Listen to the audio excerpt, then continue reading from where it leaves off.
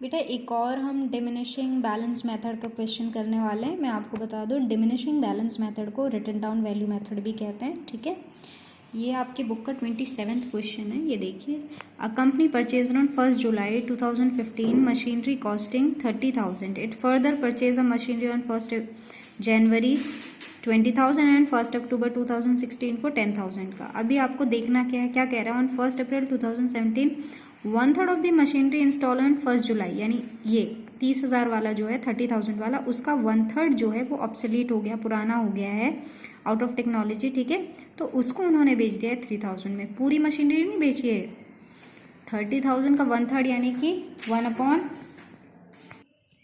1/3 मतलब 1/3 ऑफ 30,000 10,000। 10,000 की मशीनरी बिकेगी, 20,000 की आपके पास रहेगी। ठीक है, कंपनी जो है वो फाइनेंशियल ईयर फॉलो करती है एज अकाउंटिंग ईयर, 10% और मेथड आपको बता दिया है। इसको मैंने यहाँ पे लिख लिया है। 1 जुलाई को पहली मशीनरी, 1 जनवरी को सेकंड मशीनरी, 1 अक्टूबर 2016 को थर्ड मशीनरी एंड 1 अप्रैल 2017 को 1/3 जो है वो बेचा है उन्होंने 3,000 पे। ठीक है, मेथड आपको बता दिया गया है। बेटा अब हम क्वेश्चन करेंगे। अब देखिए, 1 जुलाई 2015 को उसने मशीनरी खरीदी है ना, ये देखिए मैंने डेट डाली 1 जुलाई 2015 टू बैंक अकाउंट पहली मशीनरी। अब ये जो ईयर है ये तो 2016 मार्च 31 को बंद होगा ना, पर 2000 मार्च जो है, मार्च से पहले जनवरी आएगा, यानी सेकंड मशीनरी भी इसी काउंटिंग साइकिल में खरीद लिया है उसने। तो पहली मशीनरी 30,000 की और जनवरी को जो उन्होंने सेकंड मशीनरी खरीदी है 20,000 की। अब जब 2016 31 मार्च को मैं इसे बंद करूँगी तो देखिए, by depreciation on first machinery जुलाई में खरीदी है, जुलाई टू मार्च 9 मंथ्स एंड जनवरी टू मार्च इज 3 मंथ्स। तो पहली मशीनरी पे 10% हमने डेप्रिसिएशन चार्ज किया फॉर 9 मंथ और दूसरे पे 3 मंथ। ठीक है, तो ये देखिए कैलकुलेशन जब आप करेंगे तो इस पे 2250 आएगा और इस पे 500 आएगा, तो आपका बैलेंस CD 47250 आया। इसको हमने नेक्स्ट में बैलेंस BD कर दिया है। अभी उन्होंने कहा है 1 अप्रैल 2016 को एक और थर्ड मशीनरी खरीदी गई है 10,000 की। ठीक है, तो हमने लिख दिया टू बैंक अकाउंट 10,000 और इधर अक्टूबर 1 की डेट डाल दी।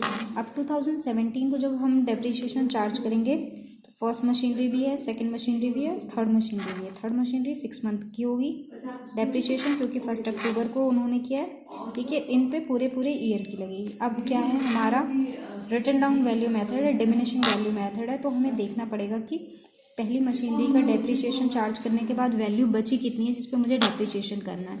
तो देखिए, पहली मशीनरी क्योंकि 1/3 वो आगे चल के बेच रहा है, तो हम अभी से इसको सेपरेट कर सकते हैं। ठीक है, देखिए कैसे सेपरेट करेंगे।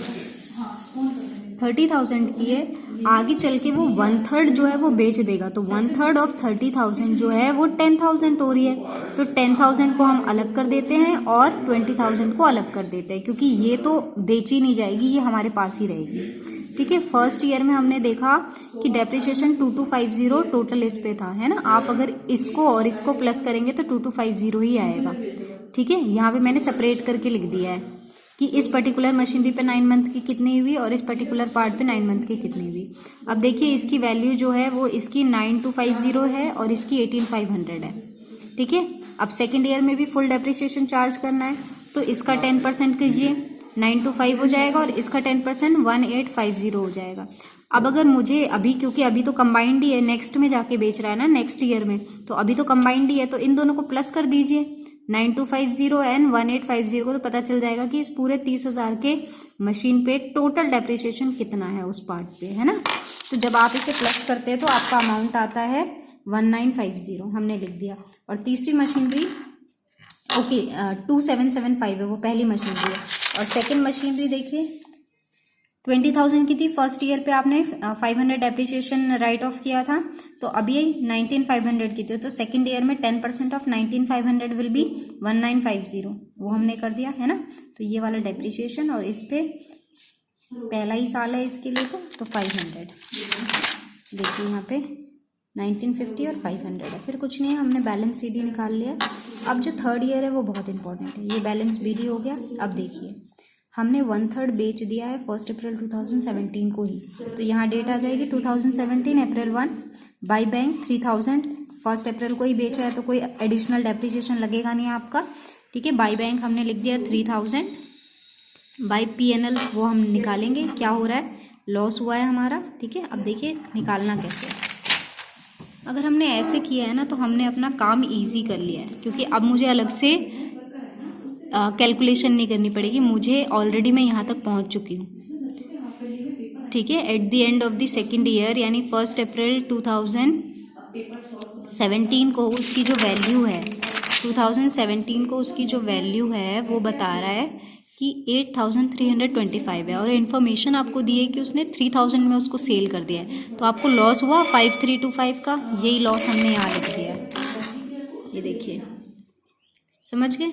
अब बाकी 2018 31 मार्च को बंद होगा तो डेप्रिसिएशन प्रोवाइड करना है। ये कौन से पार्ट पे है, 1/3 तो बिक गई। ये जो कॉस्ट 20,000 वाली होगी ना, 20,000 की जो रिमेनिंग मशीनरी, आप यहाँ रिमेनिंग लिख सकते हैं, रिमेनिंग मशीनरी पे जो है उस पर हम डेप्रिसिएशन लिखेंगे। और ये हमारा जो है वो सेकेंड मशीनरी पूरी है, थर्ड मशीनरी पूरी है। पहली मशीनरी जो है 1 अप्रैल 2017 को 16650 है, तो इसका 10% जब हम राइट ऑफ करेंगे तो 1665 आएगा। तो ये हो जाएगा इस ईयर का डेप्रिसिएशन। इसकी वैल्यू ये है, इसका 10% 1755 हो जाएगा, और इसकी वैल्यू 9500 है, उस पर 950 आप राइट ऑफ करेंगे, 10% है ना। तो ये देखिए ये वैल्यूज़ मैंने लिख दी है, फिर बैलेंस किया है बस, तो बैलेंसिंग फिगर आपका आ गया। तो ये आपका रिटन डाउन वैल्यू मेथड का है। जब 1/3 या 1/4 ऐसे करके क्वेश्चन आते हैं तो इस तरीके से कैलकुलेशन करना है।